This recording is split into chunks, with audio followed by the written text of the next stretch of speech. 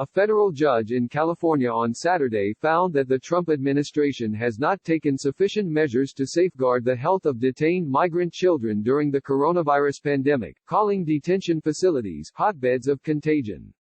Citing the unprecedented threats posed by the coronavirus crisis, Judge Dolly G. of the U.S. District Court in Los Angeles ordered officials to make every effort to release detained children, without unnecessary delay, a requirement established through the landmark Flores Settlement Agreement, which governs the care of minors in U.S. immigration custody. If the children are not promptly released, G said the administration has to justify their continued detention amid a global pandemic that has killed more than 32,100 people, including more than 2,200 in the U.S. We think President Trump is unnecessarily detaining thousands of immigrant children in violation of the Flores settlement that we reached with the government in 1997, and has done precious little to protect them from the dangers of coronavirus infection, Peter Shea, president of the Center for Human Rights and Constitutional Law, told CBS News. Last week, Shea, one of the two attorneys who filed the original lawsuit that prompted the Flores Agreement, and his group asked G to require officials to promptly release migrant children who are not flight risks and who don't pose a danger to themselves or others. G, who has overseen litigation surrounding the agreement for years, partially granted the request, ordering the government to say by April 10 why she shouldn't order them to stop detaining children who could be released to family members in the U.S. G said she did not order the en masse release of detained minors because of current coronavirus-related travel restrictions, as well as the possibilities of contagion via public transportation, and of introducing healthy children to homes where they could be at a higher risk of infection. But she also noted that experts have advocated for reducing the population in detention facilities to lessen the resource constraints and likelihood of overwhelming contagion in the less crowded facilities. Prolonged detention of minors, especially during a public health crisis, could also cause physiological damage, G said. For migrant children in detention, who are already more likely to have mental health concerns or may be separated from their family members, the trauma of undergoing solitary quarantine for the virus or simply not receiving adequate information about the potential for infection is likely to exacerbate existing mental health concerns, the judge wrote in her order.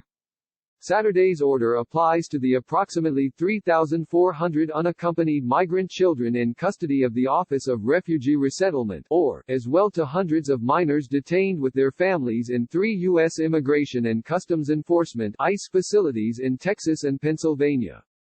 Both agencies said they were reviewing G's order. 4 children in OR custody and 2 men in ICE custody have already tested positive for the coronavirus. More than a dozen workers in detention facilities overseen by the 2 agencies have also been infected.